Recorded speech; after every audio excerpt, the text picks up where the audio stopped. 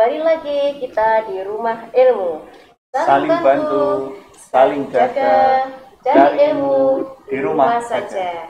Nah, tadi kita sudah membahas mengenai faktor-faktor penyebab munculnya masalah sosial di masyarakat.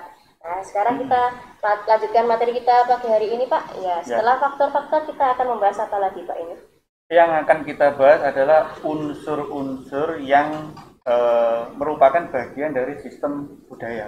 Unsur-unsur ya. Nah, ini unsur-unsurnya kira-kira apa saja, Pak, ini ya? Nah, sebelum kita membahas sampai ke unsur-unsur, yang perlu kita ketahui bahwa budaya itu sudah ada sejak manusia itu ada. Jadi sejak zaman praaksara dulu sampai dengan sekarang, ini budaya selalu mengalami perkembangan-perkembangan. Jadi selalu mengalami perkembangan mulai dari awal sampai dengan sekarang ini. Nah, sedangkan perlu saya tekankan kembali ya anak-anak, bahwa budaya yang dimaksud ini tidak selalu budaya yang berkaitan dengan kesenian, seni tari, seni musik, dan lain sebagainya. Namun di sini lebih luas, guys. Dan kesenian itu nanti adalah bagian dari budaya tersebut. Jadi ada 7 unsur, Bu, yang merupakan bagian dari sistem sosial budaya. Ya, itu apa saja, Pak? Saya juga penasaran ini. Jadi ada 7 yang merupakan bagian dari sistem sosial budaya. Yang pertama adalah sistem agama, kepercayaan, dan upacara keagamaan. Jadi yang pertama adalah agama. Agama. Yang kedua, sistem masyarakat dan organisasi kemasyarakatan.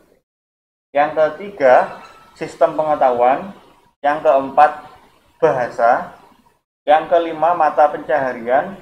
Yang keenam adalah sistem teknologi dan peralatan.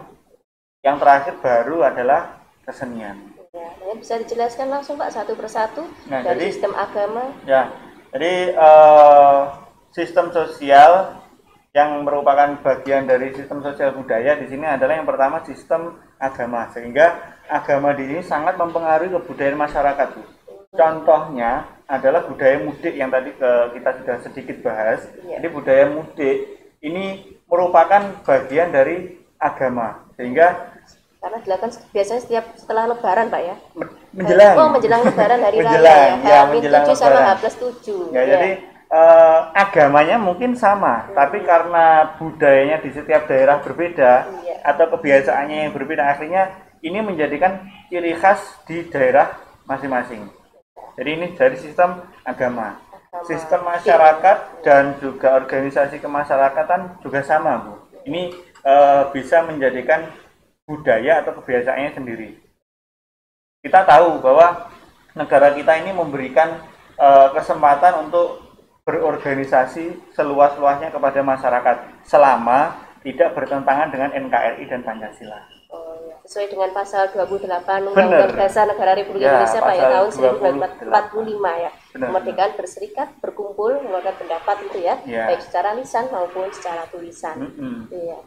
Yang ketiga adalah sistem pengetahuan. Sistem pengetahuan, ya. Kita tahu bahwa buku itu adalah jendela dunia, sehingga pengetahuan ini adalah cara untuk merubah dunia. Ya, dengan buku kita bisa tahu. Jadi nanti pasti akan berbeda SDM orang yang dengan pengetahuan tinggi dengan SDM orang pengetahuannya rendah. Ini nanti pasti akan budayanya berbeda. Kita tahu di negara-negara maju budaya membaca itu sudah lumrah bagi mereka. Tapi bagi negara-negara yang mungkin masih berkembang ini menjadi budaya membaca ini sangat sulit. Yang selanjutnya adalah bahasa. Ya, bahasa ini sama-sama kita Jawa, Bu. Iya, bahasa Jawa. Tapi di setiap daerah kan logatnya berbeda-beda. Ini yang juga menjadikan budaya Indonesia ini makin beragam. Selanjutnya sistem mata pencaharian. Antara perkotaan dengan pedesaan, antara provinsi A dengan provinsi B ini sistem mata pencahariannya yang unggul berbeda. Perkotaan mungkin lebih banyak ke pabrik, ke kantor. Tapi kalau pedesaan lebih banyak ke sawah, pertanian, perkebunan, dan sebagainya. Yang keenam, dengan berkembangnya teknologi informasi, ini akhirnya teknologi ini sudah mulai merambah ke seluruh elemen masyarakat. Ya. Di pedesaan yang awalnya mereka itu bercocok tanam menggunakan kerbau sapi, akhirnya sudah berubah ke traktor. Traktor sekarang. Sudah mulai berubah. Yang terakhir barulah kesenian. Ini yang setiap daerah memiliki keseniannya masing-masing. Oh gitu Pak ya. Jadi ada 7 unsur ya penyebab terbentuknya sistem kebudayaan di masyarakat di Indonesia itu ya. Nah, bagaimana anak-anakku? Sudah jelaskah materi pada pagi hari ini? Ya, tadi disebutkan ada 7 unsur pembentuk kebudayaan masyarakat di Indonesia. Yang pertama tadi ada sistem agama, kemudian yang kedua adalah sistem masyarakatnya, kemudian ketiga sistem pengetahuan, 4 ada bahasa, 5 sistem mata pencaharian, 6 sistem teknologi, dan yang ketujuh adalah mengenai kesenian. Ya, bisa kita simpulkan ya Bu, untuk mengakhiri bahwa permasalahan sosial di Indonesia ini bisa muncul dan akan selamanya muncul selama ada kesenjangan antara harapan masyarakat dengan realita yang mereka terima. Jadi itu adalah makna dari masalah sosial. Faktor-faktor yang menyebabkan permasalahan sosial itu ada 4. Yang pertama karena faktor ekonomi, yang kedua karena faktor budaya, yang selanjutnya faktor biologis, yang terakhir faktor psikologis. Yang terakhir, kesimpulan terakhir, ada 7 unsur yang membentuk sistem sosial budaya.